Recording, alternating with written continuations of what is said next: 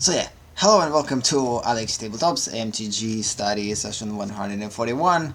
It's a pretty tricky start, so this is Buddy, my name is Alex, and let's just go and play Magic the Gathering Arena. So things are not working properly for some reason, so give me a couple of minutes before I will make things right, and we will basically go through with playing the game, because like for some reason, again, lately YouTube changed how things are working in terms of the live streaming, in terms of the working with the events and with settings, etc. And for some reason, like before that, everything went pretty well and smooth. But for some reason, right now things are not working the way that they need to. Like for instance, I need to add tags into my video, but unfortunately I can't do this because it's basically not letting me to do so, because it's basically stuck in one place and I can't basically get rid of it. So, and without text this video is never going to be found.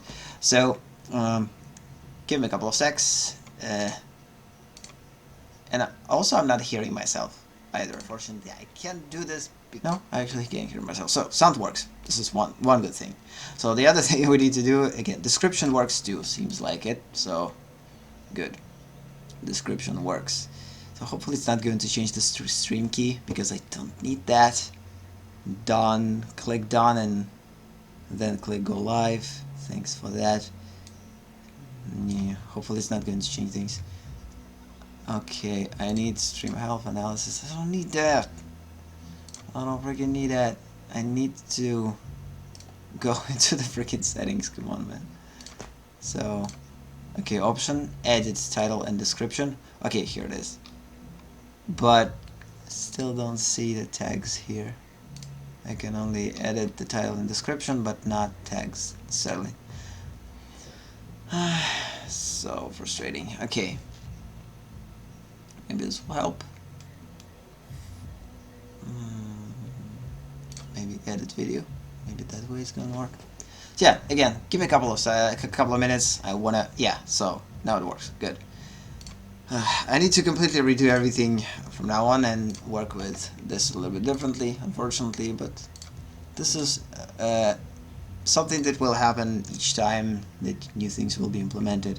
So MTG Arena, so yeah, now we're adding tags, we're saving them, and now at least we will become searchable in YouTube. Although I doubt that anyone is going to find me, but again, I'd rather have those tags than not having those tags. But because I'm streaming not with OBS, because OBS basically not working good with streaming Magic, unfortunately. The only program that works with streaming games is basically a combination of Free Central with my capturing, basically, card, separate one, and this is the only way how I can stream Magic without necessarily like super crazy lags.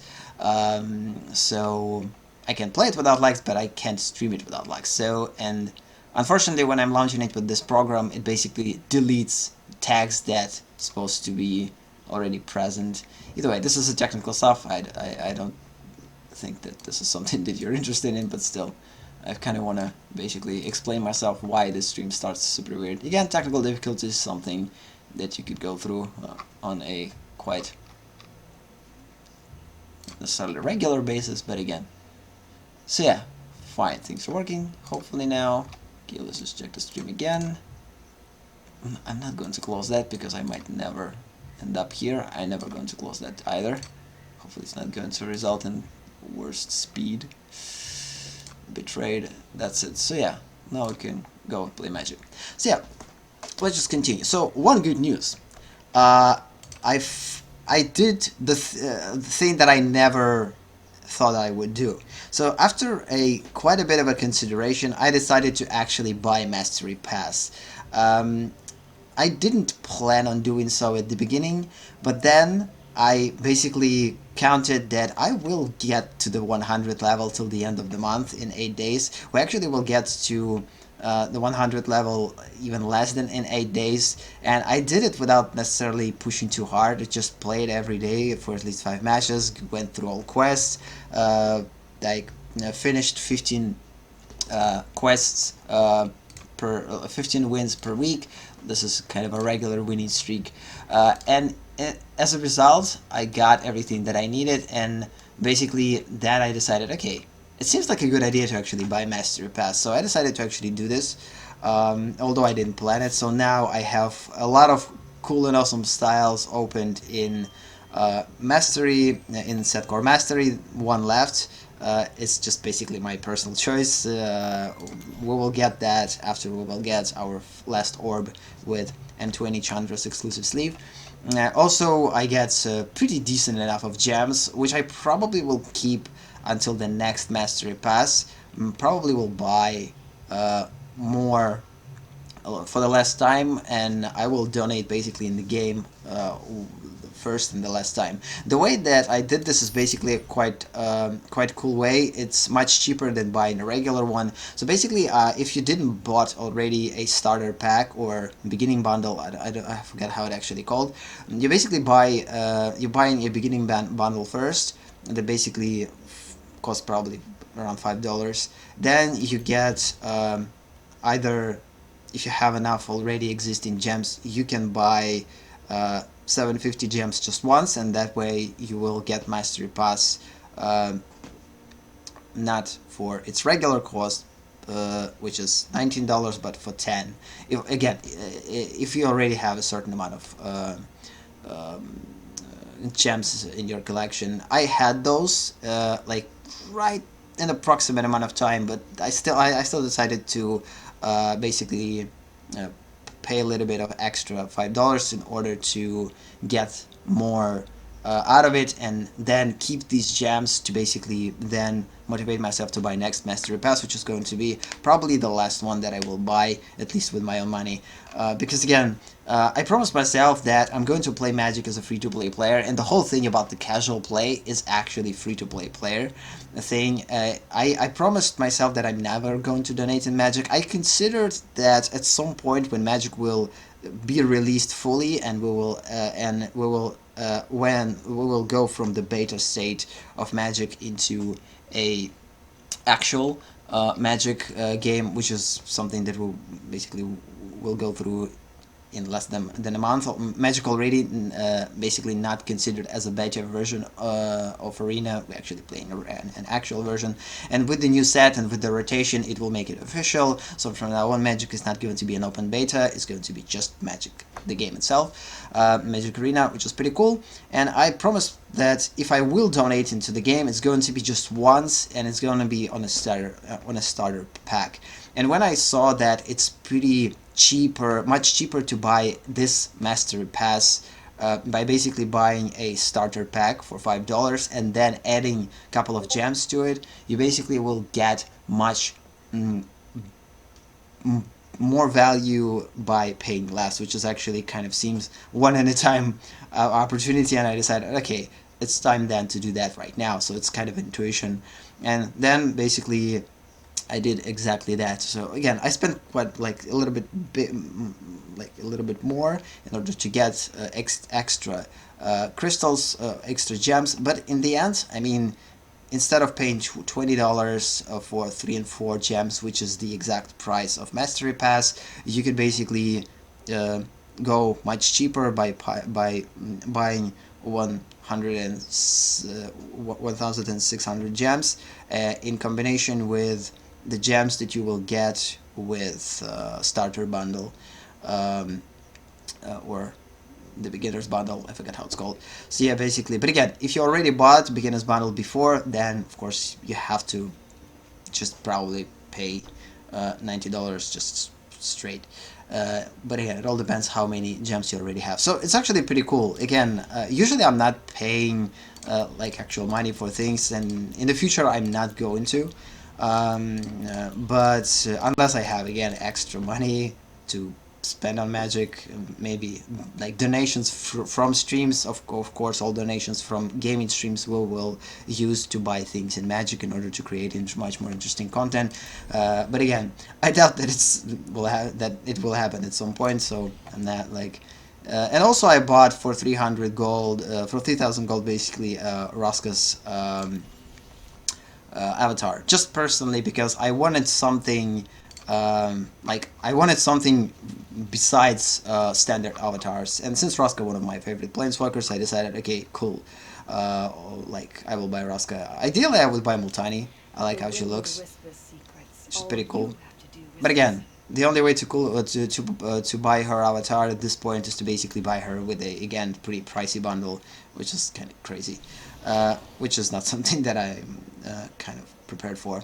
So yes, so yeah, let's just now continue with the free-to-play thing, because again, this is the first, probably, and the last time that I will spend money on something like Master Pass, because again, the value of Master Pass is just crazy. It's crazy not to buy it if you have this like extra amount of money, because again, you will get like so many things out of it. Like I opened so many boosters today, like 15 boosters, probably even more, 20 boosters in general.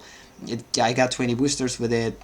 I got a lot of gold with it. Again, additional gold, like probably again about 10,000 gold, 10k gold basically. We get a lot of gems. Again, 200 gems around that. So in addition to that, which is again the value out of it, a lot of styles, a lot of pretty cool avatars. Now I have a cat, which is pretty cool. So yeah, let's just without further ado go and test this new thing. I bought it just today. I played it like only 5 matches with this Master Pass today. Again, it doesn't change your game itself, it just changes the visual stuff. So because of this, we're probably going to choose one deck for today that has more styles in it. So let's just first go through the deck and look what type of decks we could choose to play. So one of the decks that has a lot of like animated styles is this deck.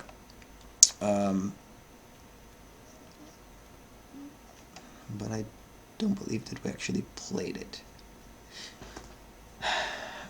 Let's just play this deck today. I don't know. I don't believe that we already played it.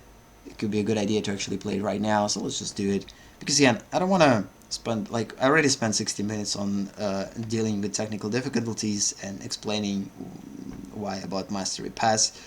We'll talk about it throughout the game. So yeah, let's just play with this deck. So this deck is basically built around counter spells, and around cards with flash, which is the name of the deck, the Flash Seekers. Again, it's pretty similar to what you already could see in other players are playing. The difference is, again, since my personal way of playing Magic is building not 60 card decks but 80 card decks, this is just my personal rule that makes Magic a little bit more fun for me and also creates a little bit less predictable decks. It's just basically a personal choice. Again, this deck not necessarily that much of a different from the regular counter deck based around these cutthroats, but it's a little bit more interesting in the sense that we have these Fairy Rogues here. We also have like Settle the Wreckages in here, more of them than you could usually see, more Stealaways. Couple of cards in case we will get against black decks to basically kill or at least provide us with a pretty good defense. So again, pretty decent deck. I played it, I like playing it, I got a lot of wins with it, so hopefully we will get a decent amount of wins with this deck in this thing. So a couple of things to talk about. So the first thing that we're going to talk about is, of course, the elephant in the room, the fact that I believe if you're interested in Magic, you already know this information. The historic format that they promised us with a pretty unbalanced things and not necessarily friendly for free-to-play players. Now it become a little bit more friendly with free-to-play players, and now historic format will enter with not 2-to-1 cost of wildcards, but in historic format. But now you could basically buy to 1-to-1 ratio, which is actually pretty good. It's a pretty bad hand. I mean, it's decent. We have counters that we're not going to be able to use, but those two cards actually pretty good beginning. And if we will get at some point white, we could go with it. So let's just take this risky hand. This is not necessarily something that I would take, but I never try it, so let's just do it. So yeah, again, we have a kitty catty, which is pretty cool. So this cat is meowing. It's praying. A cool thing that I didn't know, that you can actually change the colors for it, which is actually pretty cool. By just pressing on those things, and it basically changes the color for the cat. Okay. See, again, cool. We have two protectors for this trickster if we will manage to keep it alive for a couple of turns and make it bigger with those two counters, maybe we'll get to the point where we'll be able to use our counter spells. So let's see. Also, I actually had now more sleeves that I could implement. Maybe we'll do this after this match. Maybe I will put a Chandra sleeve of some kind in here. We also now have Chandra Avatar, of course, which I probably not going to put in here. I kind of bought Raska for a reason, so mostly we're going to see Raska here. So there is a good possibility that opponent has a counter deck, so we might actually lose Trickster. So yeah, let's just get back to this historic thing. So again, the cool thing is now that historic is actually now gonna be... we're not getting like it with lens. So the historic is actually gonna be now a little bit more fair in terms of the price of crafting cards, which is actually pretty cool. But again, it's always a kind of a downfall to it. Now we're not going to be able to earn quest gold for quests and experience for quests, so basically you're not going to progress in quests with wins in historic format. So if you basically want to play historic, you want to play historic for fun, and this kind of restricts it a little bit, which is kind of a downfall for me personally, because again, it would be cool to play my favorite format and at the same time to earn a daily like quest progression. But unfortunately, again, this is the balance that they created in order for us to be able to actually play historic. Again, this is a strategy that they used throughout the whole company of presenting us with Magic Arena. It's pretty clear. Seriously? Oh, because it's a counter spell. Snap, this is not good. So again, we don't have a... we took a pretty risky hand. We didn't have a proper lance, but still we have a creature that we could protect. Not necessarily a protection.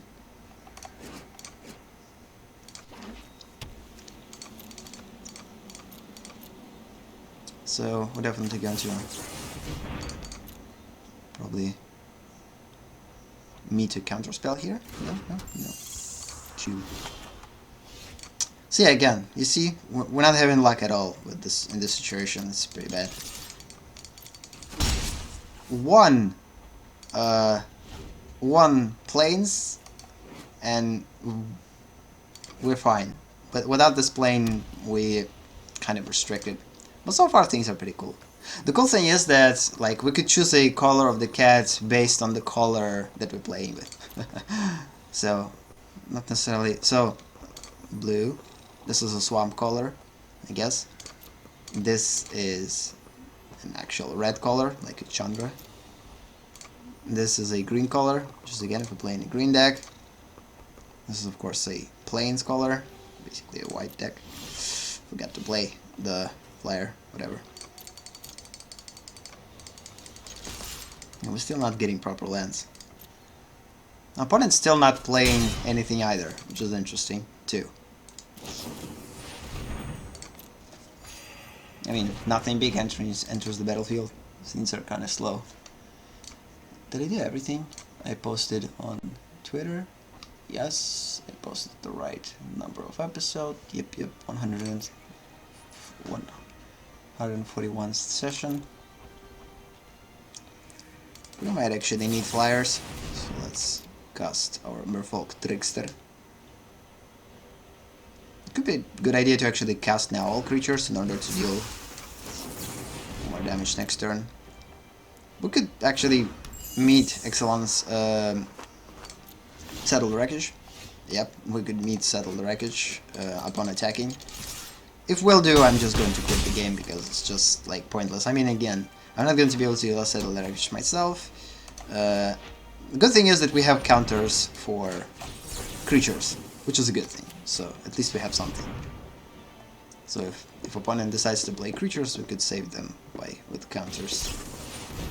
Okay, counter for counter. But we can't counter. We could counter target creature spell again, but it's pointless because it's or no, we actually could. So the absorb will actually counter only one spell. So we could basically double counter one spell. Oh, choosing creature. Yeah. Yep, this one will be countered, opponent will gain 3 lives. It's fine. Because this is something that rarely happens, at least in my experience. I'm not playing counter spell decks that often. It's not something that I'm used to. Let's check this out again. Basically double counter one spell. Oh, sure, yeah. Yeah. Yep. I wanted to check endgame sound. Seems to work. Opponent still stole both of our creatures. Pretty bad. Uncool at all. Let's just decline that. Or not. We actually don't have counters, so.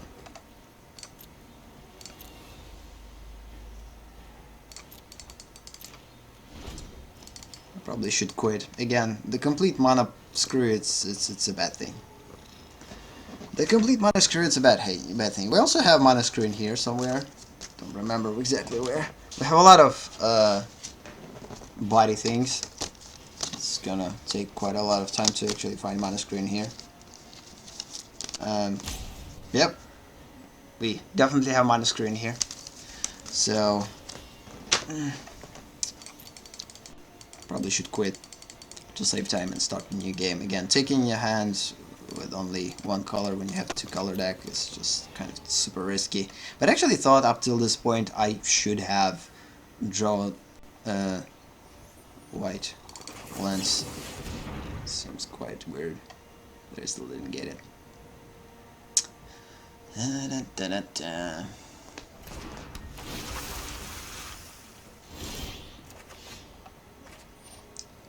Resolve, pay 2, which is again kind of seems pointless. We still might have a chance to kill opponent in case opponent doesn't have anything to gain life with. This kind of seems an interesting thing.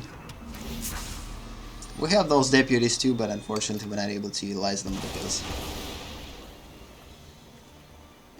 it could be cool to steal deputy with deputy. Basically that way our cards will probably get back to us, maybe. So I'm actually hoping for a land, for freaking land. We could get counterspell with that, most likely. Yep. Again, it's better to counter that than deputy. Next turn. You gotta be kidding me with this decline. It's complete bullcrap. So, I mean, I'm still waiting. We still have a chance. If we will get proper things, we could actually settle the wreckage. We could still counter. We could still come back here. Stupid mana screw. Let's give opponent Cleansing Nova. Well, that seems illogical. But I'd rather give opponent Cleansing Nova than anything else. Gotta be kidding me. Not kidding. Not kidding, you freaking... The only reason why I'm still in the game is because opponent doesn't have an attacking strategy. It's more like a control deck that we're playing against. So we still have a chance to come back. Probably swamps. Opponent doesn't have that many swamps.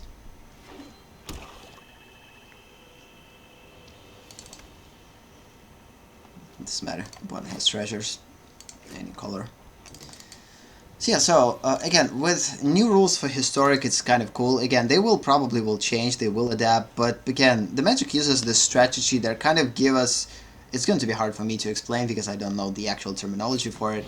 So basically, it's kind of okay. We're gonna give you something super bad.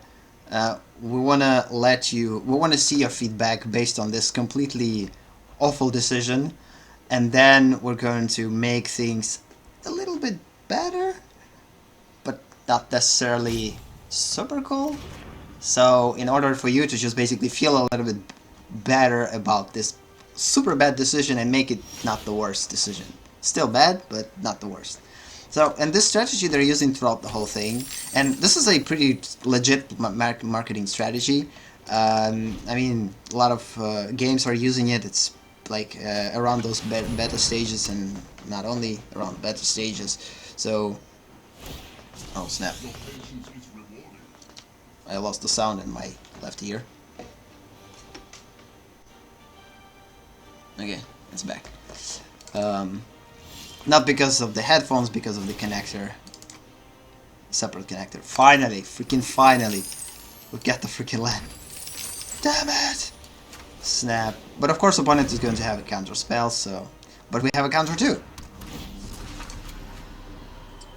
So Stealing Deputy is going to give us a lot of creatures, which probably will force opponent to next turn use Cleansing Nova, which probably, again, kind of still fine. But again, we don't have mana to counter it, which is pretty bad. I mean, I wish I had two planes up to this point. Kind of. This game could become interesting if we would have a proper amount of lands. So opponent probably not planning to use Cleansing Nova, because why would you put an artifact 6/6 in order to then to destroy it? The plan probably is to use. Oh yeah, the plan is to use Deputy, steal our Deputy, and then bring back those Deputy. What the heck was that? It was pointless. I mean, it's weird. Why would you do that? The ideal play would be to actually play Deputy steal with this Deputy. Our Deputy is going to bring back those two Deputies, and with those two Deputies you're going to steal all 4 cards. And that's it. Probably not going to need Settle the Wreckage at all. Could use counter spells. Again, the only reason why I'm staying in this game because opponent doesn't have necessarily a decent attacking strategy. But now with this, each opponent who doesn't control a legendary creature or planeswalker will lose the game. So, probably should quit here. I want to counter one spell that opponent is gonna cast to fulfill my destiny in here, in this match.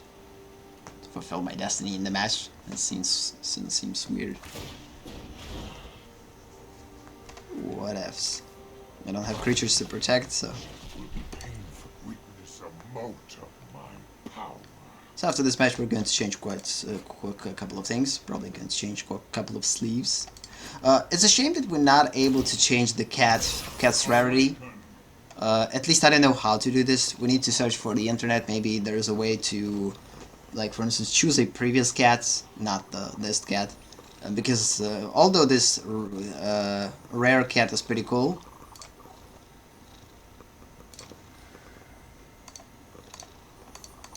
why I can't click on her?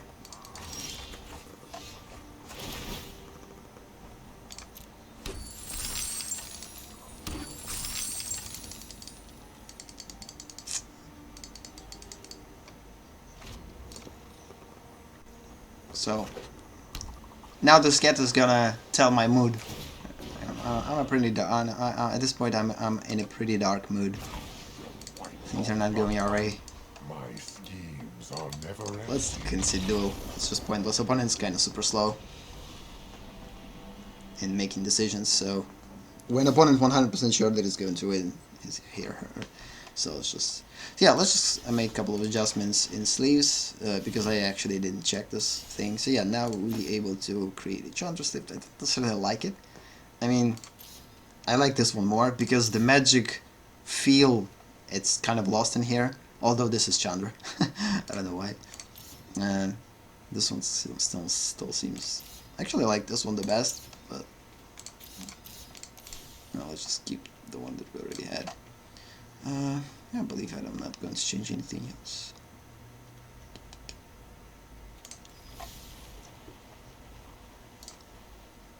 Yeah, we have a lot of decks. Renewal reward probably is going to be a another pet, and the pet probably going to be a dinosaur or some type of a bird, because it seems like this is probably going to be a dinosaur. I don't know. I believe people already speculated what type of pet is going to be. Maybe it's not going to be even a pet. Well, let's just continue. So learning from my mistakes, not taking a hand if we have only one representation of color in this deck, because if we're going to get to the same situation as we did before, like we could take a hand probably with all islands like I did previously, because again we don't have double white in here. We'll mostly have double blue, and we only need one white ideally for playing most of the cards except Settled Wreckage. So this one seems pretty cool. I mean, we have one creature, we have two counters. Unfortunately, not creature target, but non-creatures. But still, it could work. So it's just, again, not a perfect hand. But again, this is not a perfect deck to have a perfect hand. So if this deck probably be...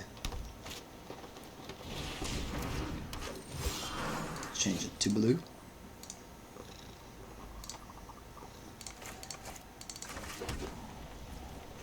As I understand, opponent doesn't see that. Like the changes in color, the animation, opponent always sees one cat. Because it's just the way it is.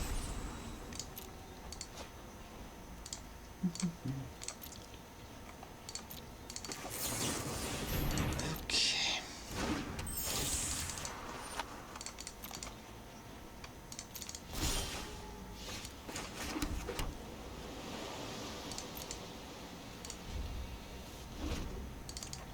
So yeah, here we're gonna do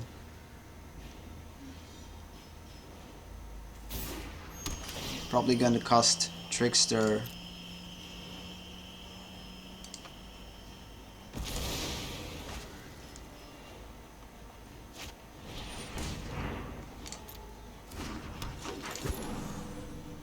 opponent probably not gonna attack. No, opponent will.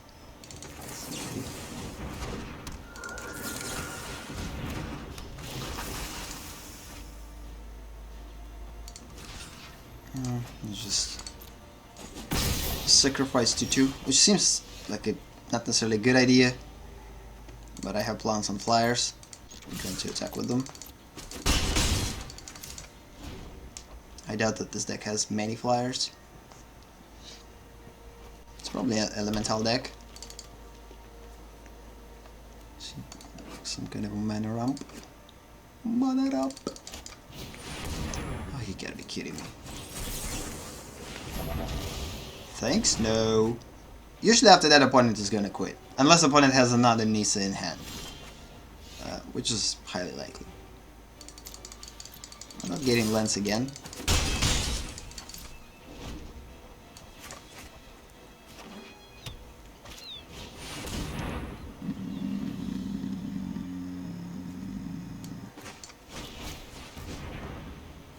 Okay, this is cool.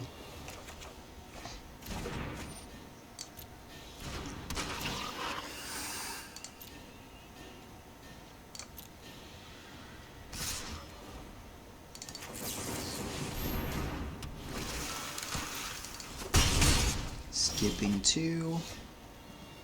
Pretty sick, we have Steal Away, so ideally it's better to use Steal Away on this frog. So again, we don't have enough mana, it's pretty bad.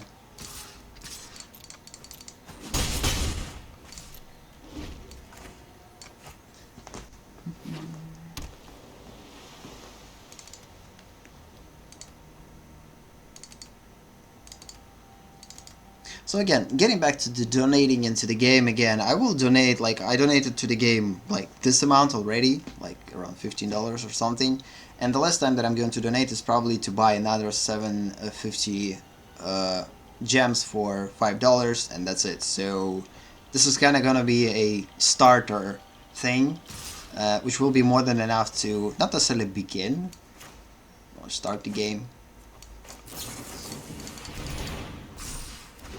Seems like necessarily this seems like a good idea, because if opponent has enough mana to actually cost Nisa right now, I'm gonna be super disappointed.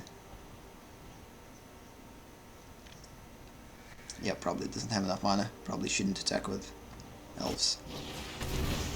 Okay, sacrificing, searching. or creature card with a sequel. Put that card into the battlefield. So it's gonna be something with convert mana cost 2, and it's going to get additional counter, which is opponent didn't find anything with that. Characteristics, and move on. Cool. So again, one proper counter spell, and this deck is basically on a winning streak, in the winning path. Not necessarily streak. Let's just continue with this. So again, the Flash Seekers is just a pretty straightforward deck. It works with flash creatures. So basically, it's more like a reactive deck than a proactive deck. It has a proactive elements to it, like we casting spells on opponent's turn. So the proactive element not necessarily happening around our turn, but more around opponent's turn. And this is kind of the way that this deck plays. And reactive elements, of course, these are the counter spells. So, so we have kind of a proactive and active balance, or proactive and reactive balance at the same time. Kind of 50-50, I guess, because we need to consider ourselves with putting something in play and attacking. All those things that we're also putting in play could be reactive. For instance, this one is not reactive. This one kind of seems like reactive. These guys are more proactive. Either way, let's just go. It's pretty decent hand. Just take it. Could work. So again, today's session is not going to be super long. Probably will stream for maybe a little bit longer today, because we had a pretty slow start with technical difficulties, and me talking about donating.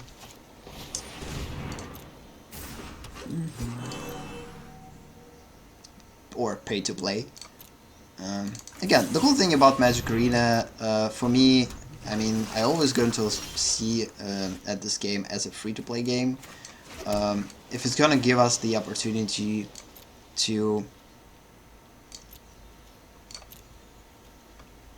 boost our progress a little bit with the reasonable prices, like more than reasonable prices, like maybe sometimes I could donate into the game, but not like, okay, I'm going to pre-order the whole Throne of Eldraine. No thanks.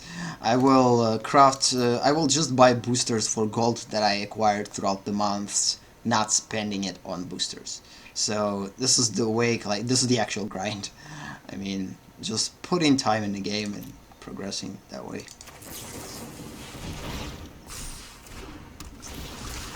And maybe at some point, if I will get enough money to put in the games, maybe I will consider doing that. Who knows?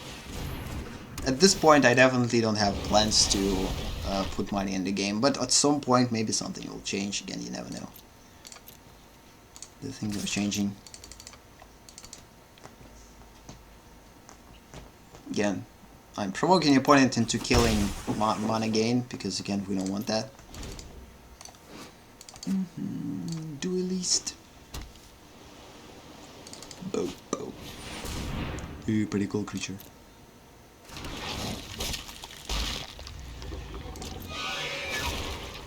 This beautiful song. So now we're not able to attack, which is pretty bad. But guess what? We're gonna steal this creature with Deputy, because we don't have another choice here.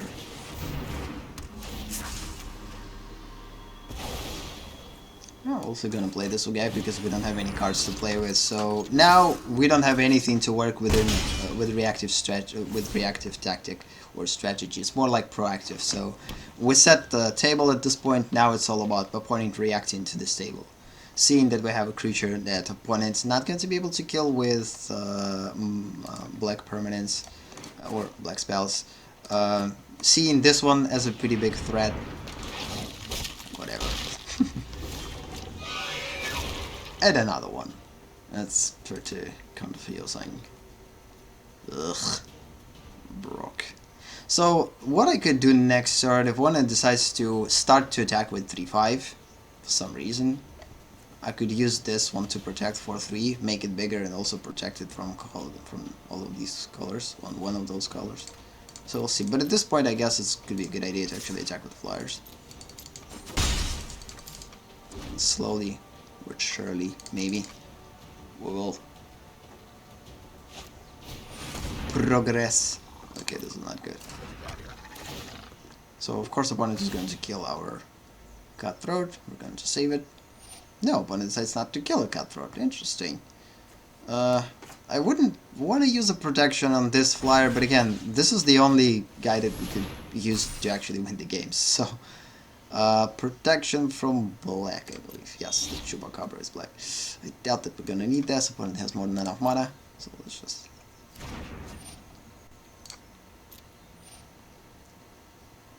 Oh, snap.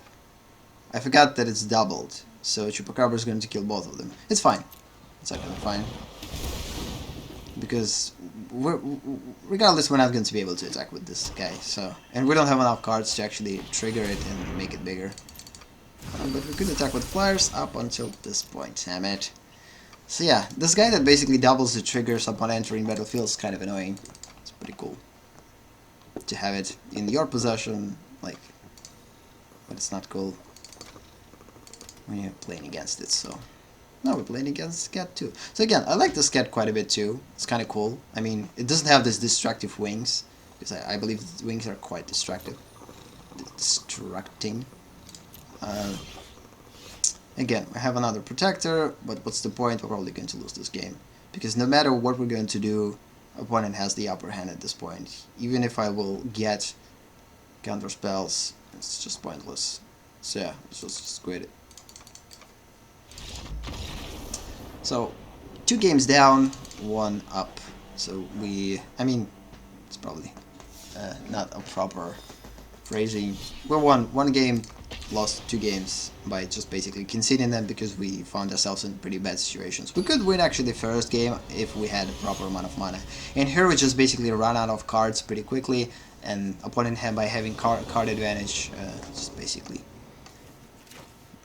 got this advantage. So again, pretty risky hand to take because we have 2 islands. But besides that, we have Opt, which could help us to draw a proper card. We have this one, we could use it pretty quickly. So yeah, let's just take it. Like a risky one, but take it. So again, I have more blue spells than white spells in this deck, I believe. So because of this, most of the cases I will choose to take a hand with 2 islands, if I don't have anything else.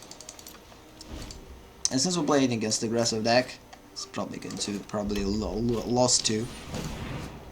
I doubt that we're going to be able to win this, because no matter what we're going to put in play in terms of the creature, they're all gonna die, because they're just too small and don't have protection from red. So of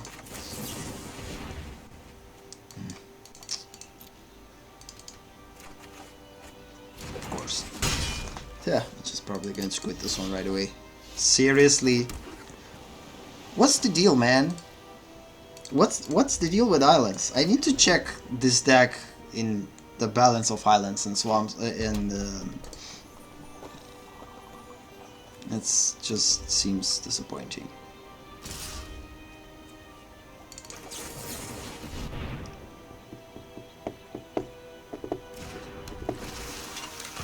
Of course, opponent is going to kill it right away. Yeah, let's just quit this game again. We're not going to be able to win this, no matter what. We don't have creature counters here at all. This deck mostly has, I believe, counters. So let's just go and check our deck again. Ugh, pretty disappointing. So again, let's just go. Yeah, we have predominant amount of like mana actually here. Also, we have average 2 current mana cost, which means that like having 30 lands is pretty justifiable in here, because like usually I will put 32 lands in these type of decks, but again, for counterspell decks it just seems too much, especially with a lot of small creatures, and most of the cards that I'm going to be able to play is going to cost 3 mana.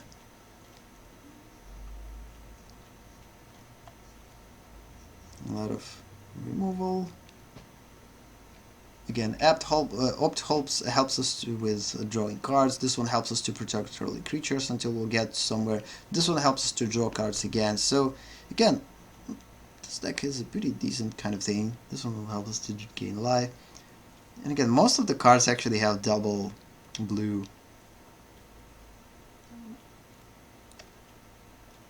So, but for some reason we're not getting enough planes in here. It just kind of seems super stupid sometimes. Maybe by changing this ratio to this, it's gonna change something. Unfortunately, I don't have those guys. So let's, by the way, see. Maybe I opened a couple of new non-basic lands that I could put in this deck. So need two specific colors here. Here they are. No, I actually don't have anything. We could put a couple of these instead of these. But again, for this deck it's quite slow.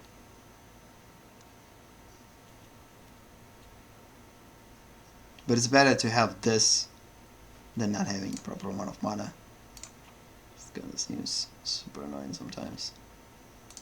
Yeah, let's just put at least two of them. And we'll balance mana a little bit. Yes, although it will enter the battlefield tapped, hopefully we'll get this card at the beginning of the game.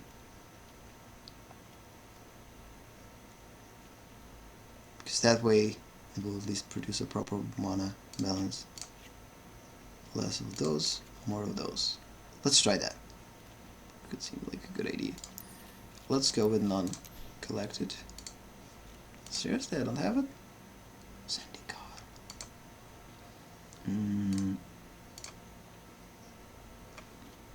Why I don't have those cards? Yeah, the cool thing is that we already have a lot of cards from new set and collection. Because indie card lands you only can buy. Pretty bad. So I'm searching for a specific card. Yep, I'm searching for this one. At least upon entering the battlefield it's gonna give us some life. But again, it still enters the battlefield tapped. It's just going to give us like a little bit more value with entering with one life, additional life. Yeah, I'm not going to craft it just because of that. Although we have decent amount of comments and uncommons. I actually had 100 plus of them. Most of them I crafted. A lot of commons and uncommons to actually make my collection a little bit bigger. So let's just save and exit. Yeah, let's try that. Just make this deck a little bit more mana flexible. Because again, this is a probably like second match today that we're losing because of the problems with mana. Probably, maybe even. No, actually the second match. So it's a pretty bad situation. Oops. So yeah. So yeah, the cool thing is now that since now Mastery passes on, I already got a lot of benefits, a lot of like planeswalkers, a lot of everything. So once new set will go live in a game. Seems like a decent end. And I will spend all of my in-game gold that I have, like around 50k of gold, to buy around 50 boosters, which is going to be actually pretty cool from new set. After that, I will rebuild my decks and add new cards to it. So for now, I'm not going to do that, because it just kind of seems weird to do this before new set. It's pretty risky to attack, but again, I have a protection here if opponent decides to do something. So yeah, we could play this one, but at this particular instance, if opponent doesn't have anything black here, oh no, this is a Planeswalker deck. Pretty bad, I would say. So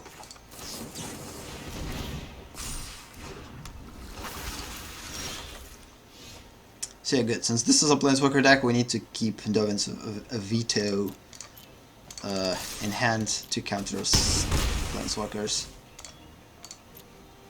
So I'm probably not even going to play Trickster. We'll see. Snap another one. And now the first Planeswalker is gonna enter. It's not a Planeswalker. Let's use a protection instead of counterspell. It's better to keep this counterspell to use it on Planeswalker and just use protection on this one.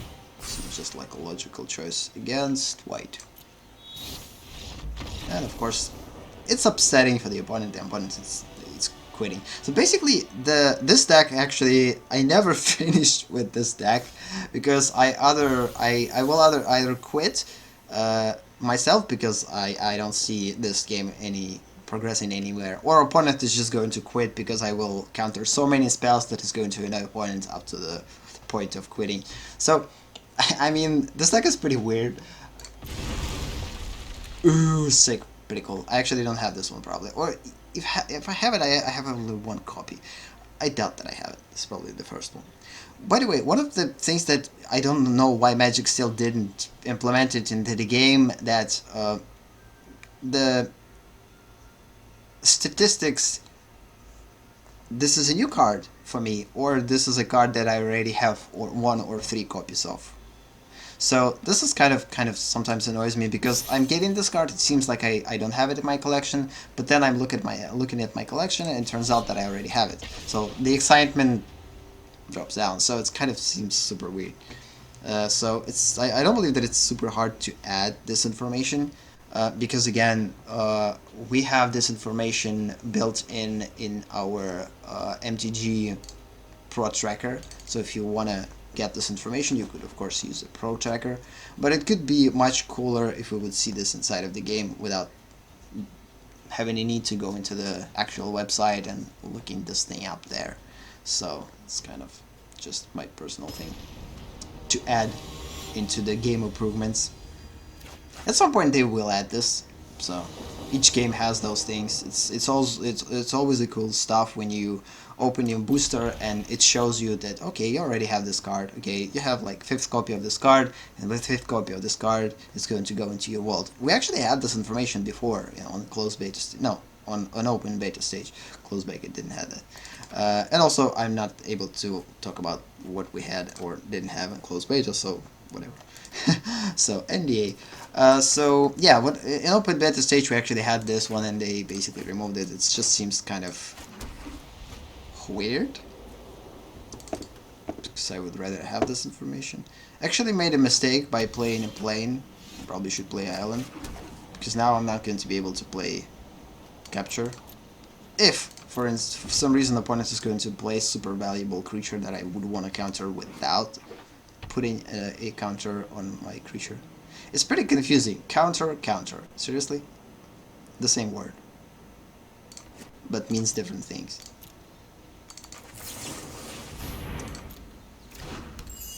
Duelist. So yeah. See now we're in perfect situation. If opponent decides to remove our duelist, we could protect it. If opponent will decides to play something like some type of a spell, we could counter it. If opponent decides to again target, yeah, we're going to counter that. This Teferi is pretty annoying, as I said before. So this deck is pretty straightforward. If you're going to win matches, you're going to win matches quick. If you're going to lose matches, you're probably going to lose these matches quick, because most of the opponents, if you will counter their beginning strategy or the core strategy, it doesn't seem like logical. It doesn't seem logical to continue to play. Now, most of the people are just going to quit the game. So I don't necessarily like these type of decks. I hate to play against these type of decks, but at least you're not playing with the mind, with your own mind and with the opponent's mind. It's just basically everything is straightforward. So if you wanna quit, like if you don't see this game progressing into a win, it's just basically it's better to quit. So the counters decks are kind of, I guess I get why people are hating them, but at the same time they should love them because they save a lot of time. Because you know already that, okay, this is a counterspell deck. Quit. Concede. Unless you have a plan against the counterspell deck. Pretty easy. So again, you see, like, although we added lands that we're not necessarily getting, we now, at the beginning of each game, at least one double land. We have at least one double land at the beginning of the game. For some reason, like, this is, I don't know why it's happening, but this is happening. Okay, we have to pay in order to use. So this turn we could go multiple ways. So one way that we could go is to probably use Merfolk Trickster and kill 3/2. Yes, we're gonna lose Merfolk Trickster, but opponent doesn't have a annoying creature to attack us with. So one down, which is cool. And of course we couldn't counter that. We could, but I would rather do this with. Okay, with more value by, for instance, I don't know, counter and putting a counter on a creature instead of just countering it. So far so good. So here we're probably going to use Steal Away. Less mana opponent has the better for us. So the cool thing about this deck is kind of confusing. You could look at this deck as a counter spell deck at the beginning, if for instance I'm not revealing any Exilers.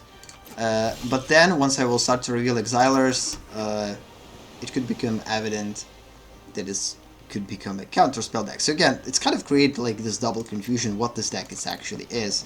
So, and this is one of the cool things that I love to add my decks around, or build my decks around, is this double confusion in most cases.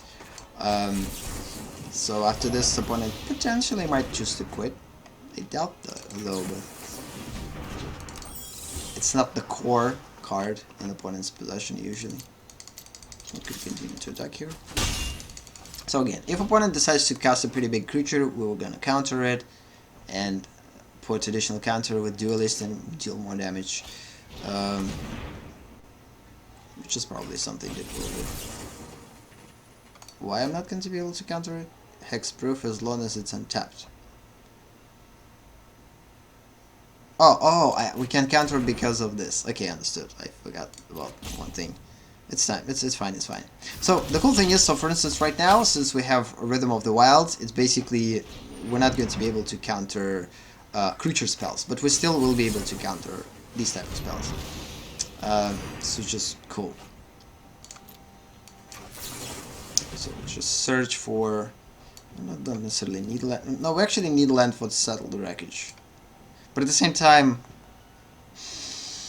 no.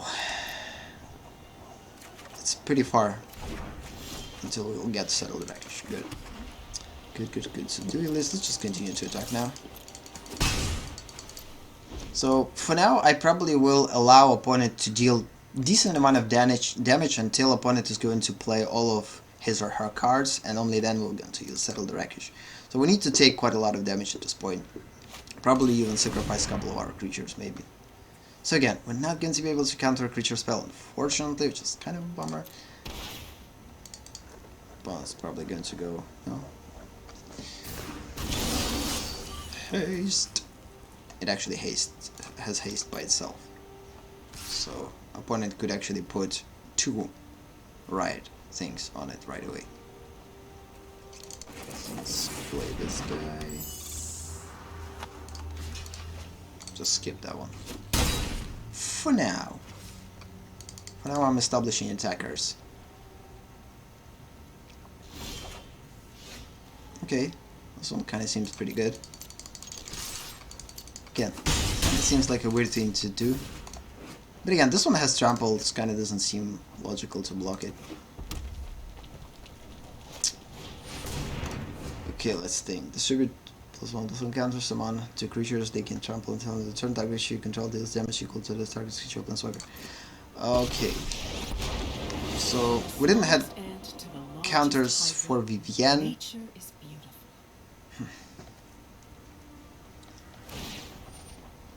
So yeah, it's probably a good idea at this point to Settle the Wreckage. Although could be better if we would have this Cutthroat in play first.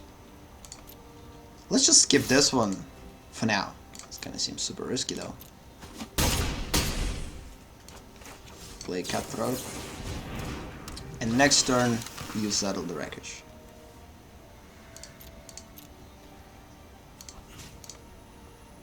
Also, let's make this one smaller in order to force opponent into going with -3.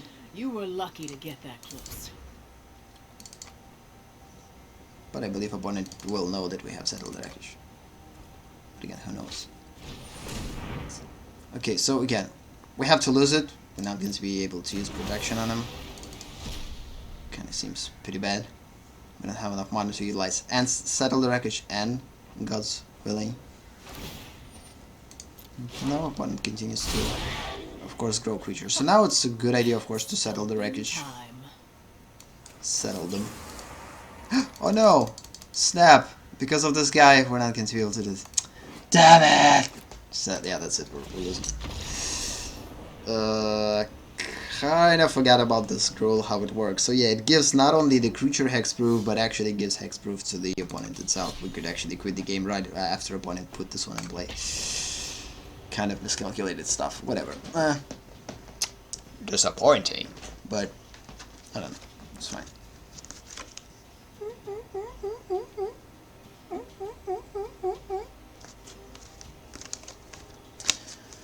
Ugh.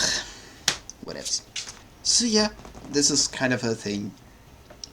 So yeah, looking forward to Historic, of course. It's gonna be a super sick format. Yes, it's pretty... I'm pretty bummed out because of the fact that we're not going to be able to play, like, get through the quests. It's pretty disappointing. But even though we're not going to be able to go through the quests, but just we'll be able to play it on a constant basis, this format actually is going to be permanent, which is one of the awesome news that I just discovered for myself, because for some reason in the first article I didn't saw the fact that it's going to be permanent, but then in the last article they revealed that this is going to be a permanent format, so you don't have to pay for it, which is actually pretty cool. So it's going to be a free-to-play permanent format, which is sick. So there's not going to be entry fees, you're just going to play it for fun, and this is exactly what I wanted from it. And yes, there is a bummer about the fact that we have only, let's go with blue, that we're not going to be able to go through the quests with Historic, but it's still better than nothing actually. So, kinda cool. Let's go with this because we're gonna play Opt. Not a perfect hand, but again, the only reason why I took it because we have Opt. Ooh, Mirror. Dragonfire.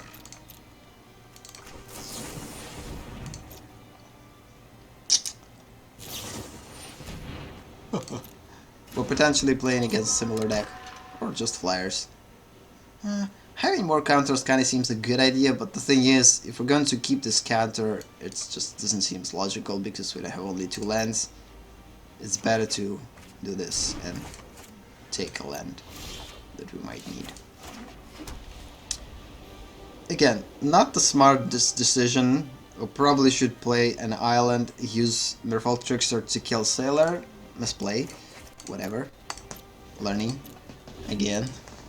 I didn't play this deck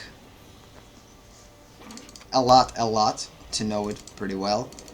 And the cool thing is, right away after I'm seeing that I misplayed, I'm acknowledging the fact that I misplayed. So most of the misplays I'm considering right away, like noticing right away, which is, I believe, a good thing. It means that I'm truly trying to study Magic. At this point, we don't necessarily need a lot of those, but again, it's pretty hard to pass on this land.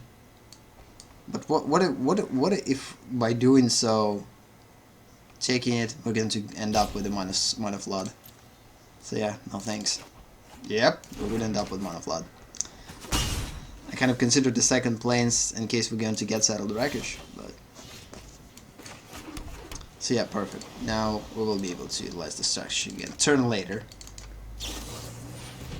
To kill Sailor. We're not going to counter that Sailor. Does it seem rational? The opponent still doesn't have enough mana to utilize its drawing strategy. And the opponent already lost all of the cards, so we're pretty close to getting quite a bit of advantage. So the first card that we're gonna play probably gonna be Duelist, because those creatures are not gonna become stronger. There's no need to use Mindful Trickster. So the first creature that we're gonna kill is probably gonna be 1/1 Sailor, of course. Or maybe it's better to actually kill these big asses? It's a question. It's definitely a question, because that way we don't have to lose any creatures. Let's go big asses. Because we make it smaller, yeah. That way this card survived, which is cool. So here we probably will need... We're not going to be able to utilize all 4 cards, although we might... No, we're not going to be...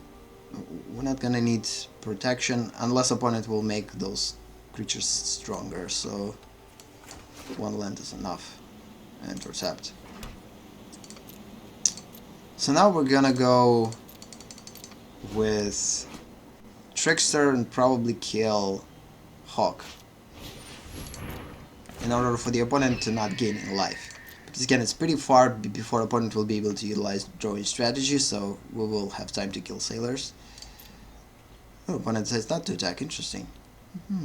Which means that we're not going to play Merfolk, because this is one of the ways for us to... Oh snap, we have Settled Wreckage. This is perfecto.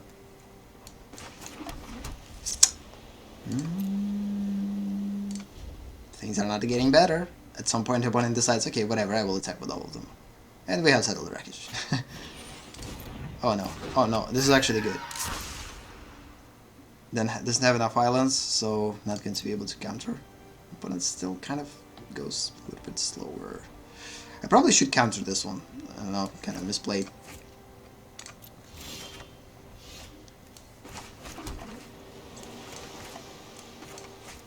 So, continuing. So, opponent could counter our Settled Wreckage. Oh, this is bad. Oh, this is bad. If I will do this, I'm not going to have enough for Settled Wreckage, so I have to allow it.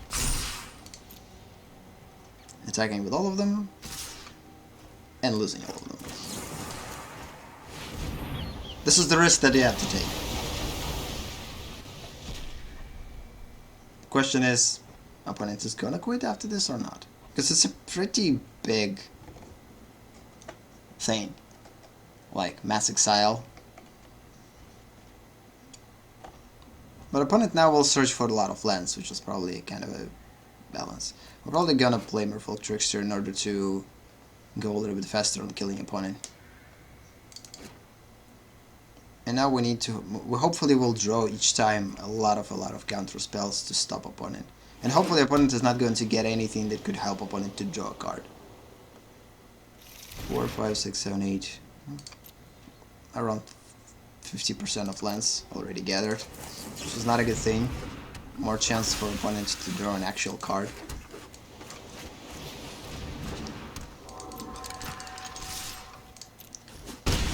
So we will be able to draw cards with that one, which is pretty cool. So now we have a advantage in a draw. Let's hope that each time opponent is going to draw a stupid land that opponent doesn't need. Okay. Okay. So far so good, so let's just draw another card. Good. And I'll just continue to attack. Again, it's pretty risky to attack with all of them because opponent might have Settled Wreckage. Although I doubt in this deck. No, just attack with all of them. It's highly unlikely that flyers have Settled Wreckage in them. You don't have enough space in 60 card deck to actually put Settled Wreckage in them.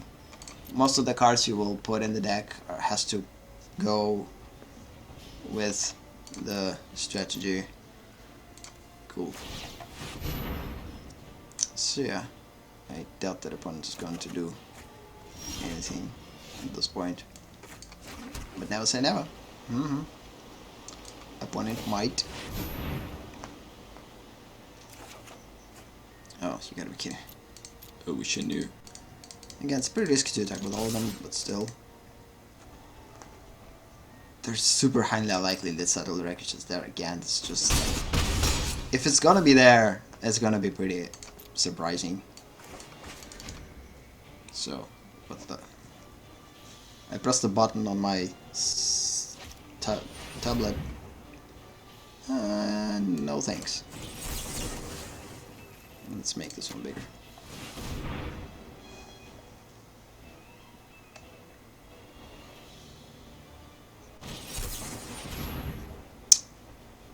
Okay.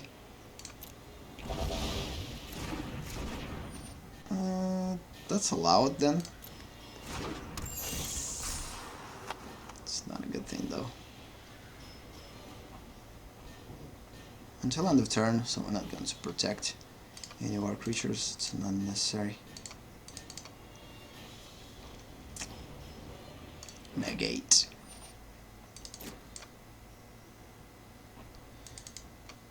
So now attack will stop. But I will still probably push. I will still probably push. I'll play this, make this creature smaller, and continue to attack with all of them. Counterspell again. Huh? What? No. Okay, this is interesting. What we're countering? We're gonna count that one.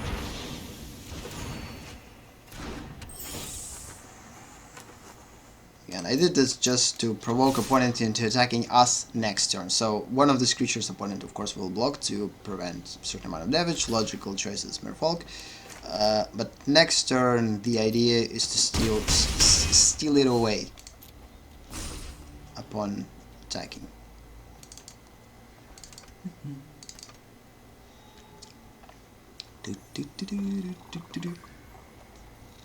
Kitty kitty.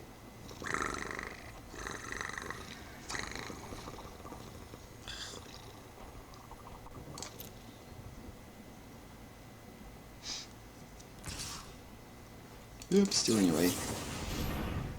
And again, we could get a counter spell here. Opponent plays till the end. Maybe opponent has like something big, like mass removal. This is something that could be in a player's deck. This is the only explanation why opponent is attacking here. Opponent knows that all of the creatures will die probably regardless, so why would I bother? Also disappointed that this one is not protecting from mass removal. So if opponent will cast a white mass removal, this one is not going to protect it, because protection from color of your choice kind of works a little bit differently. So, oh yeah, we got Settle the Wreckage. Na. Whatevs. Again, they're so highly unlikely that opponent has Settle the Wreckage.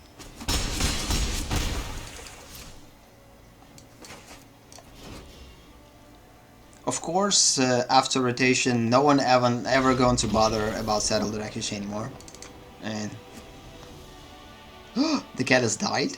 Yes, by the way, I started to notice that cats behave differently like after you're losing or after you're winning.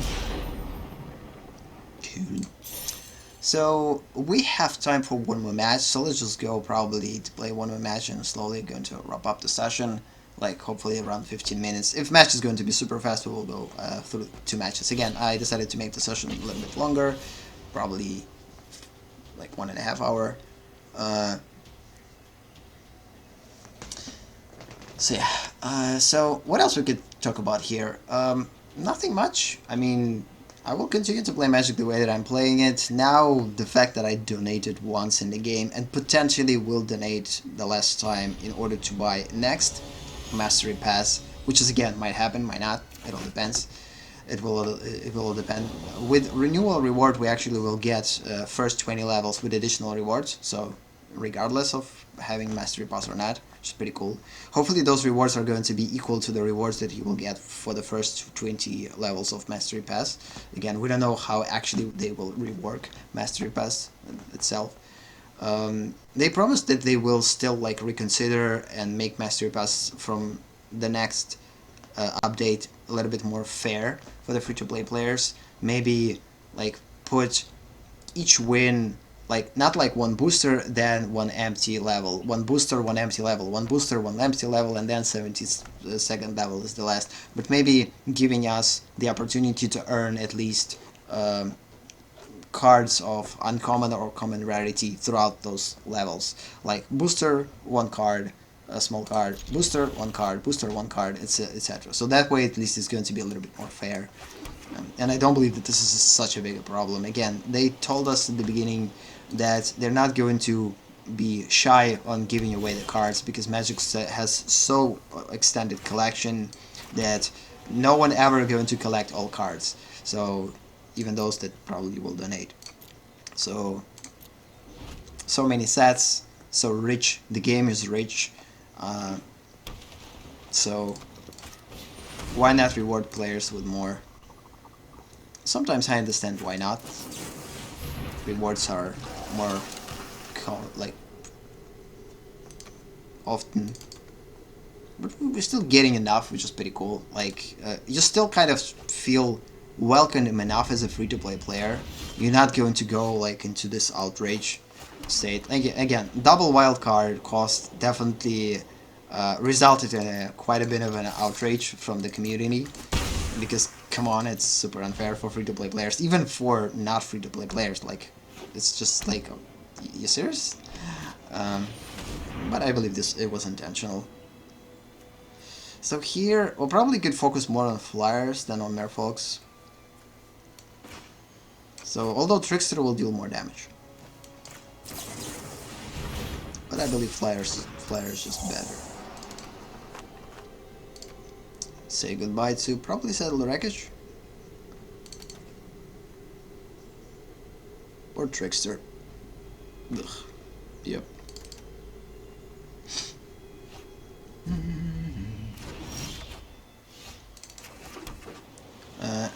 Yeah. So I'm calling what we're doing right now proactive strategy again. Opponent is basically tries to play some sort of a proactive game too. We kind of reacting by choosing what cards to discard. But in most cases this game is probably... Yeah, we're going to lose it, by the way. It's not gonna help it. 3 damage is gonna be dealt. Bummer. So yeah, we're probably good to lose this one. Opponent knows what we have in our hand, probably is going to discard Settle the Wreckage regardless, so...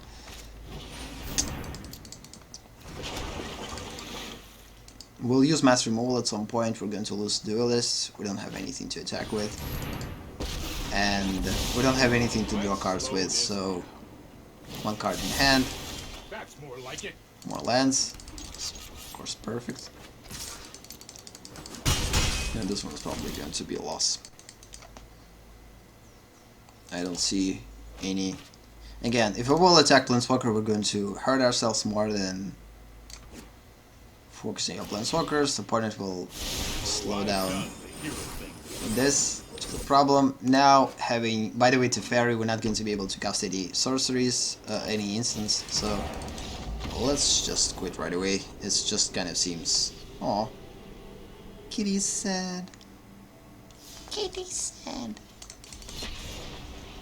So, potentially one more match. Again, we lost that one. We have about like 5 minutes till the end of the session. Something like this. Maybe more or less. We'll see.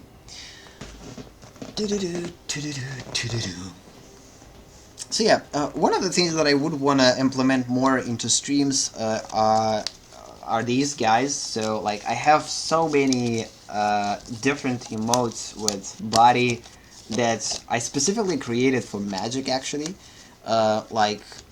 This one is basically a reaction, set reaction on the state of the game. This is the opposite positive reaction of the state of the game. What else we have? These two reactions are again the kind of a somewhat what the heck? I mean, reactions. This is the reaction of getting beat down, like completely broken. This one, the reaction on a, I don't know, it could be a different reaction. This is basically on burn. This is the reaction, of course, on Mana Flood, which just rarely happens, but still it happens. Maybe even in this game.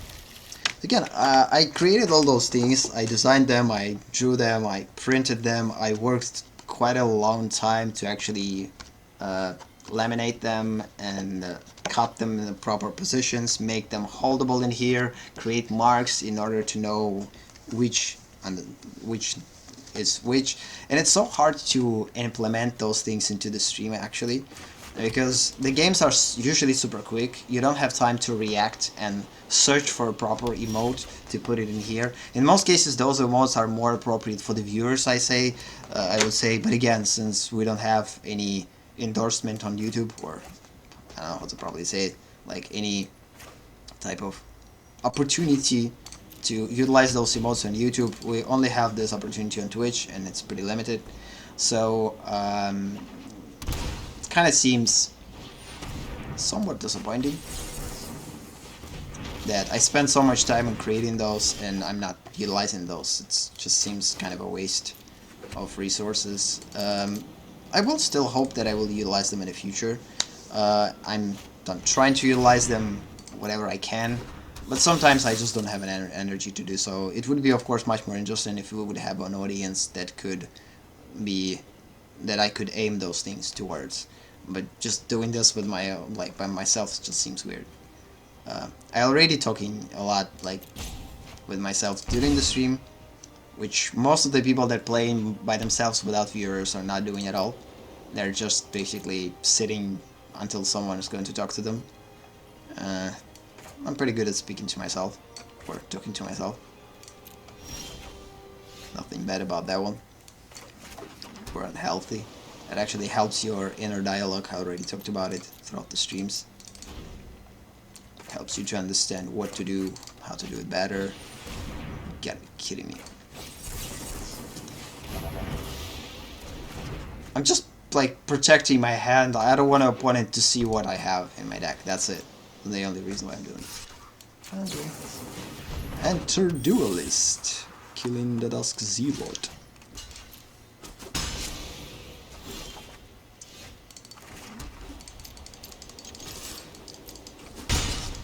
Mystery. Surrounding the mystery around our deck. Which is... Oh, you gotta be kidding me with this. Whatever.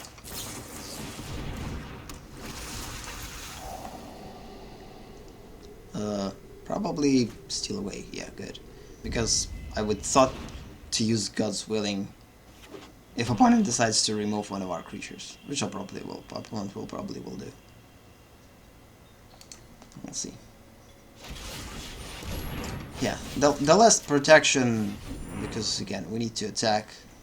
Is it black? View the battlefield. It's dull, white.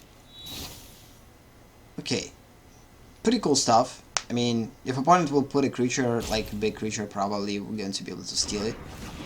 Probably something to consider. But if opponent is going to discard it, whatever, it's better to, like... So... That's fine, that's fine. Big creature will enter next turn. And we will remove it with Deputy. Unless opponent discards Deputy. We'll see. Good. Oh, snap. It's not the creature to exile, unfortunately. Because it's not exilable.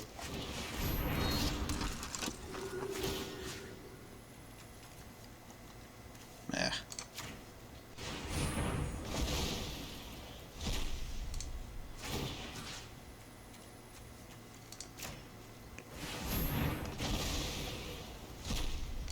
Sitting.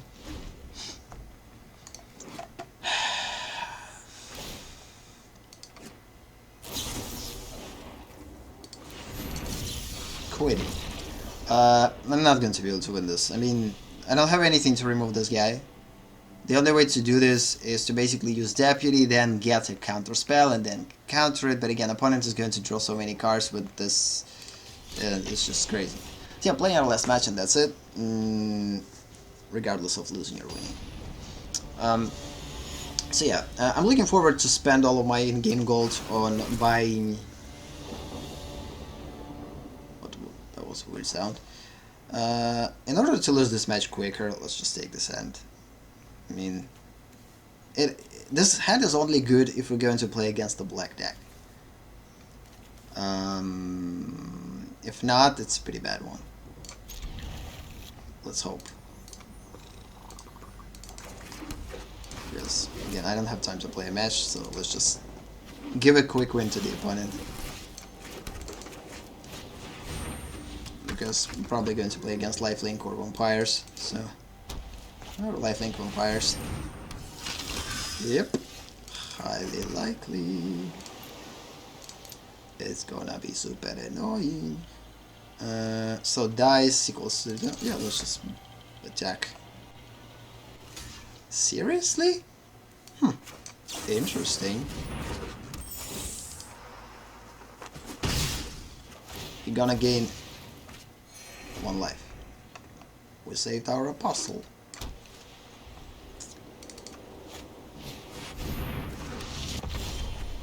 We couldn't counter that because we don't have enough proper mana. But we're gonna kill it, so it's not that big of a deal.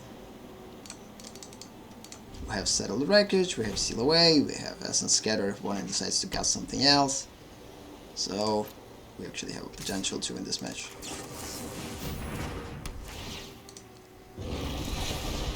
Say goodbye to Angel. Cast another one? Nope. This Vanguard, since we're not going to be able to kill it, it's better to actually counter it.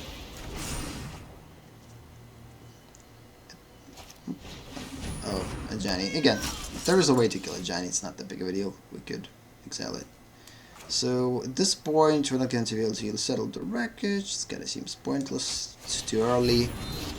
Let's put another guy like this and continue to press opponent. Which is doesn't seem like we're pressing since opponent has life gain.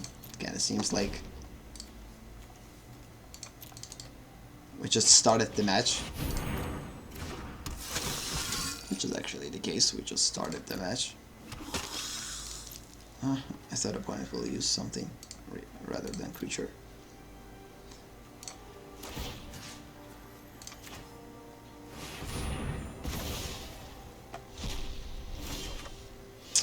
Okay, Steal Away, Settle the Wreckage still in play, which is cool. Continue to attack with Flyer.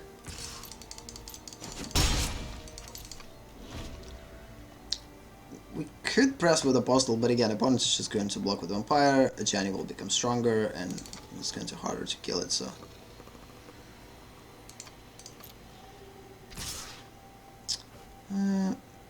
let's...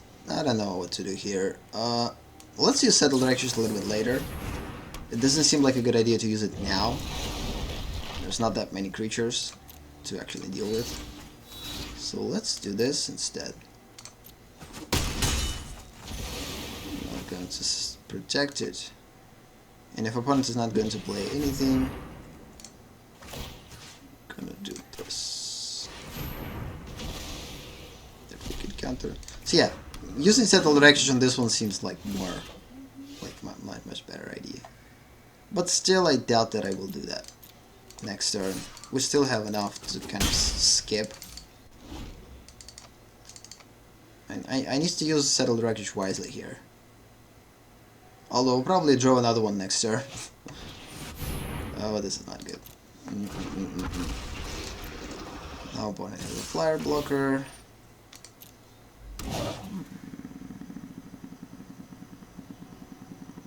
Snap, this is not cool. Do I have to skip that one? 4, 5, 6, 7. Yep. Unfortunately, I had to skip that one.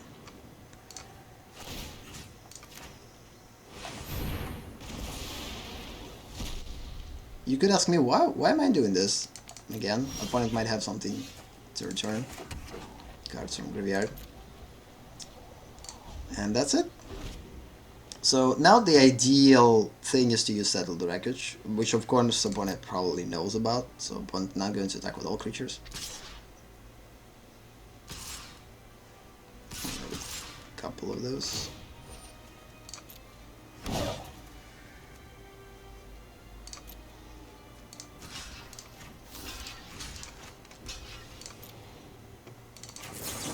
It's kind of a tricky move, that sometimes I'm doing.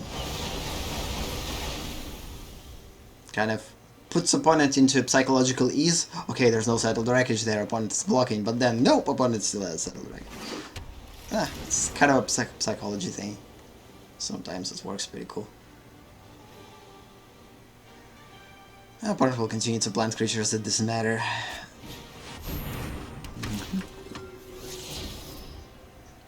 this is bad. This is pretty bad. Yeah, this is our last match 100%, and we're probably going to lose it. So yeah, this is the last match. Let's just slowly wrap up the session. So again, this week is, as I said before, we're going to go with a quite different schedule of Magic streams than before. I will try to stream every week, at least 2 streams per week, on Tuesdays and on Fridays, as promised like at the beginning. This is kind of the perfect way for me to stream Magic enough, but not overstream it, because like at some point of my streams I created so many content that this basically was super crazy. No one regardless seeing it, so why would I bother to create more than I could potentially handle at this point? So because of this, I decided to basically focus more like 50-50. I want to focus on studying Magic while playing one week. The other week of the month always going to be MTG set studies, when we're going to study sets. At this point we are at vintage sets, studying revised edition, which is basically revised edition from Alphabet Unlimited. Oh, we don't have cards to exile in opponent's deck, so we're exiling ours. No, we're not going there. Yeah, we're losing this game. Opponent created quite a lot of things with, like, I mean, talking about using settled wreckage not in a proper time. I mean, I wish I waited. But again, opponents are not going to put, like, not going to, it's going to be a little bit smarter about this. Not going to attack with all of the creatures. So we're going to steal that one. And we're going to skip the rest. It's not a lethal damage, so.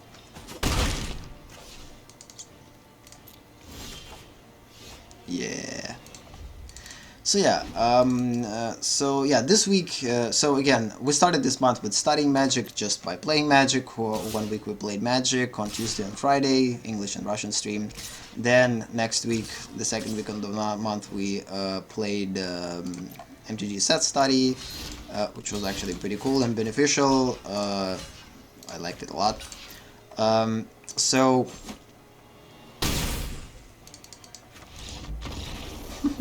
first strike, man. Yeah, and that way I will maintain this balance of producing a proper amount of content. So, and the actual content that will lead up to what I will eventually will turn AleksTabletops into. Because again, in the end, the whole point about AleksTabletops is not necessarily going to be against playing other games and studying other games. We will probably still, on a certain occasion, we'll play Magic Arena. We'll probably, at some point, we'll, like, create some episodes with the different types of games, maybe new card games that will enter the field. We'll of course play, only if they are free to play. So, and if I have enough money to spend this on those type of games. But in most cases, we're going to focus this channel again around more like creating our own games. And since I don't know when exactly it's going to be. Maybe it's going to take me 5 years until I will get there. Until then, there's going to be plenty of content, of actually gaming content. We could play, we could basically relax, we could learn Magic this way by playing it, having fun while playing it, and basically learning it like in actual practice. And then theoretically we're going to learn it through MTG set studies, which is again going to be next week, and it basically will end this month. And starting from the beginning of the next month, we will get back to the same kind of schedule, if nothing will change, of course. So, like the schedule itself, I'm not planning to change. The thing that could change is, again, my availability of doing so. If I'm not going to be able to stream, of course, that way I have to find a workaround around it. In order not to break this pattern of streams when we're streaming 1 week of MTG Study, the other week of MTG Set Study, then again I'm playing Arena, and again studying sets. So again, this pattern kind of has to be present, and depending on the time availability from my part, sometimes I will make decisions, sometimes not streaming at all, like take quite like a break, maybe a week, maybe two. It all will depend on my workload. So at this point, it's all about basically finding a balance. At some point, I'm planning to bring back, of course, tabletop game studies by studying games outside of the Magic.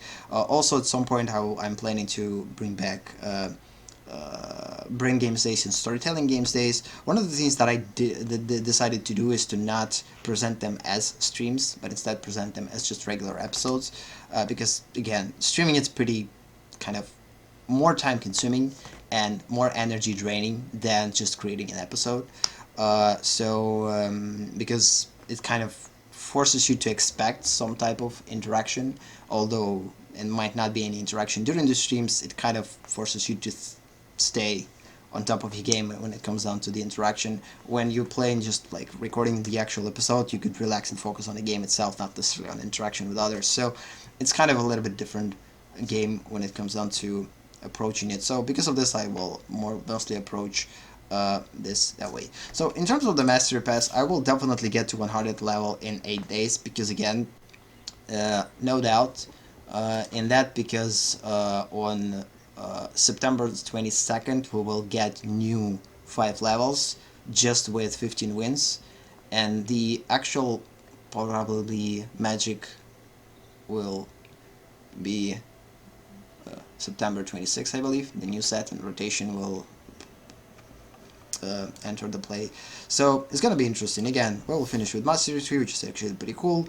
I will go to the store. At that point, we will see new set in here. Those sets will become unplayable, and we will be able to play only with this, and this, and new set, Throne of Eldraine, which I will spend all my 50k to buy boosters to. It's gonna be super sick. I'm super pumped out about new set. Although I didn't preview cards, I believe there are already a lot of cards out there previewed. We could look at them and see what's to come. I believe it's still early to go through them and basically look through them. I actually more like a surprise for myself. Like when I'm going to open boosters, I'm going to look for interesting cards. My voice is dying. This is the reason why I'm not streaming for 2 hours. 1 hour for me, it's more than enough, usually, because I'm constantly talking without almost non-stop. It basically kind of puts a strain on your vocal cords, and kind of, yeah. Maybe I'm just not talking the proper way. Either way. So yeah, I will continue to craft certain amount of cards from previous sets, which I will need for my decks. It's going to be much more clear what cards to craft, what not, once we will know what's in the new set, because the historic meta is going to be completely different from, of course, the standard meta game. So we will adapt to the meta game of this historic, but in most cases, since I'm not that much considered about meta game, I'm mostly going to look into just playing decks, creating decks for fun. So even I will try not to consider meta to game too much. I mean, we will consider it to a certain point, but I'm not going to consider it up to a like crazy point, like people are mostly not putting cards in decks just because they're not efficient in this meta game, because they're just not playable at all. So I will try not to make those type of decisions, and instead put this card, even though it's not efficient for maybe current meta, but it could create a pretty interesting situation that I could learn from. So I will approach this one a little bit differently. So again, I will create my personal feel around AleksTabletops. I'm not trying to create like a competitive atmosphere in here, more like a peaceful, more like friendly maybe competition of some kind is of course welcomed. But again, like this cutthroat competition that you might see in the actual tournaments or whatever, when people are pissed off, when people are super nervous and hate each other deep inside of themselves and hate themselves for making those certain mistakes, it just basically seems like a destructive atmosphere personally for me. So I don't want to surround myself around that, so kind of staying away from this personally. So again, just playing for fun, playing casually, experimenting with decks. Once we will spend all this money on new decks, which will probably gonna be only at the beginning of the next month. So we're not going to be right away after updates stream any type of Magic Arena streams. There's going to be so many competition that it's just going to be irrelevant. So I probably will stream only next, like the week after the update. So again, our next, for instance, English stream is going to be on October 2nd. So on October 2nd, we will basically because of the actual schedule, up to this point, hopefully I will already open all those boosters, and my plan is to rebuild all of those decks, make them better, create new decks. Ideally, it's better to actually recreate certain amount of decks by changing their contents, by trying to maintain the same name for the deck. Like for instance, make spirits stronger if new set have spirits, and I'll also craft a couple of spirits to make them stronger. So I will consider crafting. I will consider basically spending all of my resources and ending up with basically nothing in order to make those decks better, and in the end to give much more interesting games in terms of the stability. But again, it's going to take a lot of time because I have a lot of decks. I will need to make a decision to maybe drop at least half of them, or at least 20% of the decks, maybe 25% of the decks, because most of them are not unplayable at all, although they have an interesting potential in them. But who knows? Again, we'll see. And I will try to separate mono colored decks around fast formats like that. Usually I'm not going to play during the streams unless someone is going to ask me to. Monocolor decks I will try to stay away from. So in most cases I will try to create 2, 3, 4, 5 color decks in most cases, and actually try to make them as strong and as much more diverse and interesting as possible, because this is the way for me to learn Magic much more efficiently. Because every time that I'm doing this, I'm becoming better at playing Magic, because it forces me to look through a different and much more complicated connections inside of Magic, which is kind of one of the reasons why I started to play Magic, is to see, like, to explore and fulfill this potential that certain decks might potentially have. And although this is probably not going to be like a winning deck, for instance, like my Tech Seekers, it's a pretty cool deck. It's not necessarily gives us a big percentage of wins and losses, more losses than wins, of course, but if I will make it strong enough to work, it's going to be a super interesting deck to play. Or even if it will remain the same, it's, as long as it's interesting to play, and as long as it has this awesome anticipation of utilizing a certain strategy. Although if you will only if you will, and even if only you will even if you only will realize the strategy once, it's still worth it. So this is kind of my approach. So again, it's kind of an unusual, I guess, approach. I mean, this is one of the reasons why I basically left Twitch and end up on YouTube with AleksTabletops, because again, Twitch has too competitive atmosphere. I'm not going to survive there with this type of approach to Magic, and I decided, screw it, let's just go on YouTube. And since it doesn't have any competition at all, almost, like, there's not that many streamers that stream Magic, and those that stream Magic are pretty big. And those that don't stream mostly end up with no viewers, because no one's watching Magic in this platform, unfortunately, for now.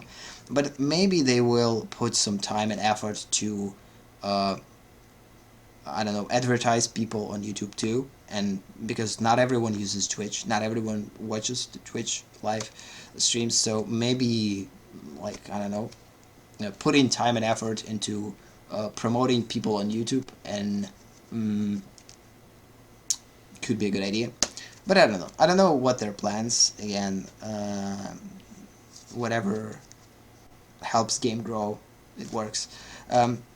Because YouTube still kind of seems like a place where all of the videos and all kind of initial stream recordings will end up.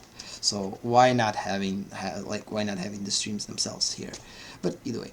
So again, so I guess let's just slowly wrap up the session. Again, I'm wrapping up the session for about maybe 10 minutes or maybe 15. We could actually play another match while I'm doing so, but I kind of want to just talk about things, because again, since I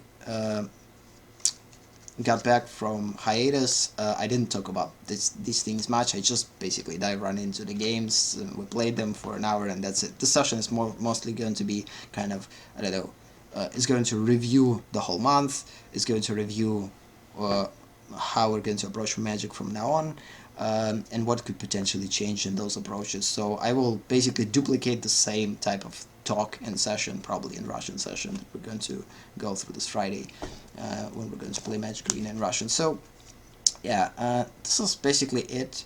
I will just continue to create content casually without that much of a super mega effort, because again, I don't want to stress about the games themselves. This is not the things that you have to stress about in your life. There's more than enough things to stress about in your life besides games, so why would I put additional stress on myself by trying to basically use this game to relax, but instead of relaxing, just stressing about it more and more and more each time. Again, this game is created to relax, to distract ourselves, to basically have fun, but the cutthroat competition and overall tournaments are basically removing this element of because the relaxation, and basically create the community of competition, which is again fine. We have, for a reason, different formats. Standards more competitive, and modern and vintage are more fun to play, and more not necessarily considered casual formats. They have tournaments around them too, I guess, but still they're a little bit more grounded in the way that they basically built, and people are having probably a little bit more fun playing those than maybe a standard, but who knows? I don't know. I don't know enough about tournaments to say that. So yeah, I'm starting to lose my thoughts, so let's just go and finish on that note. In about 20 minutes or so, I will upload 2 new videos for MTG Quick Study. For now, they're going to be in Russian, and on Friday they're going to be in English. This is just basically kind of a contrast that I decided personally to create myself. And the day that I have English streams, put and upload Russian streams, and in the day that I'm creating Russian streams, put in and upload English streams. Because again, if you don't want to watch this stream because you don't understand English, you could wait for those episodes to watch them. If you are the opposite, you understand Russian but you don't understand English in a Russian stream day, then you will probably as an English speaker, native speaker, or just understand English better, you will probably wait for those episodes on Friday. So this way I kind of balancing the content creation on this channel around trying to give everything to everyone. I mean, those who want quick play, MTG Quick Study, those who want to talk and basically discuss something for a little bit longer, these streams. Also, again, MTG Specials are going to have a little bit different format to them, although they're still going to be pretty similar to the streaming, just without interaction. Still, so yeah, I guess this is kind of ends this weird talk. I don't know why I talking about this, because sometimes you have to talk about stuff. I mean, before in previous streams, I actually talked a lot about the reasons why I'm playing, about the reasons how about the directions that I'm going, because sometimes it's actually good to put this out there in order to set this as a goal. And most of the time, these goals are not changing. I'm pretty strict in terms of what I'm going towards. I know where this is going. I'm leading up to certain things, so I have plans. I'm not just streaming randomly for no purpose. I have a pretty big purpose in mind, and everything that I'm doing around streaming Magic, it's all basically building up to it. But the key thing is not to lose yourself, because it's pretty easy to lose yourself in games, especially in the games that have donation, like the basically pay-to-pay basis, or free-to-play is not not free-to-play players. If they're not welcomed, you could start to see that I don't have a future in this game. It's kind of pushing you away from this game, and etc. I don't want this to happen in Magic, so because of this, I had to create my own rules around Magic. I'm not going to try to play standard in most cases, because again, for me, this kind of seems like it's semi-competitive format that you have to pay attention to meta game too much. It's not necessarily the case for modern formats, and for instance for historic, it's going to have its own meta game, and it's going to be a little bit more flexible and a little bit more experimental, which is pretty cool because there's not going to be that much of a competition there. So, which again creates this element of fun, and people that you will end up playing with are actually going to play Magic for fun. So, which is the thing that I'm aiming towards, like building this atmosphere, because in the end I want to create my own stuff and play for fun, create games for fun, play games for fun. They're probably not going to be good games, like, but again, you have to learn somehow. And maybe it will inspire the other people to create their own games on a little bit more serious level, and we will end up in the future with something even bigger than Magic. Who knows? That could become a pretty huge competitor to Magic on an actual level, like the big scale of Magic. I mean, the amount of sets, the amount of cards, the amount of flexibility, the amount of like the rule complexity, the ability to play it online, the ability to play it in real life, etc. So, at some point, this game will arise, and Magic is not going to be the only one on the market that gives this to players. So, it could be awesome to be a part of it. I mean, to start this kind of thing that people like, to encourage people to create stuff instead of just spending time and playing, because again, most of the people are just end up playing those games and not necessarily, and they have this urge to do something with this information, with this knowledge, with those skills, but they don't necessarily understand how to utilize those skills. And in my opinion, if you super awesome player and you like feel this urge to, I don't know, apply this knowledge beyond the game, try to create your own. And most of the people already tried it. And of course, you're not going to create a successful game right out of the get-go. You have to create a lot of games in order to create the actual like cool game. But again, the more games of like this, like Magic or similar to Magic, or even different from Magic will have, the better Magic itself will be, the better the community of the tabletop games in general will be, and it's going to have more choices. We're going to get more experience. It's going to unite more people together. In the end, it's a good thing. So why not invest a little bit of time from your life to pursue this kind of weird dream? So, and this is exactly what I'm trying to do, at least with AleksTabletops. I'm not trying to become like super awesome YouTuber, gamer, or streamer, or whatever. I'm just doing my own thing, and I believe this is exactly what everyone should do. Just find your stuff, decide what you want from it, with it, go with it, pursue it. It doesn't necessarily mean that you have to be crazy about it in terms of like intense and try to achieve it as quick as possible. But again, setting like reasonable goals and achieving those goals slowly but surely, you will end up whatever you like. The main thing is to not lose yourself. So, and this is the reason why I created those rules. This is the reason why I'm playing the 80 card decks. This is the reason why I wanna play Magic, like create this casual atmosphere. And for me, I tried to search this casual atmosphere for about 2 years of me streaming. So I'm streaming Magic for about 2 years already, approximately. I believe already 2 years. So, and around those 2 years of streaming Magic, I'm basically learned a lot. I discovered what casual atmosphere for me means exactly, and what I need from Magic in order to feel good about playing Magic. And I just basically found my personal truth. So this is basically the reason why I am considering myself the truth seeker. At some point I will draw an illustration of myself as a truth seeker, like as a planeswalker. This is definitely going to be a cool stuff to paint. Because as an artist you have those ideas, you would want to implement them, integrate them into your stream somehow. It's actually quite cool. So, but again, it's not going to be anytime soon.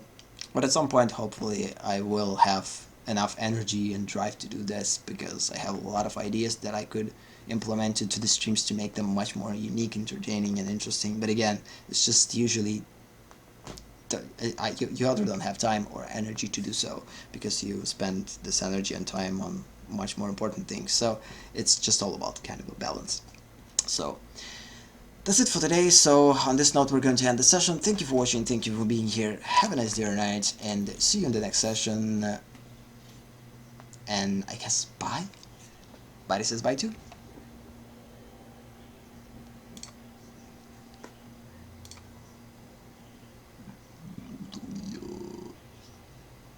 It wasn't me, it was Body.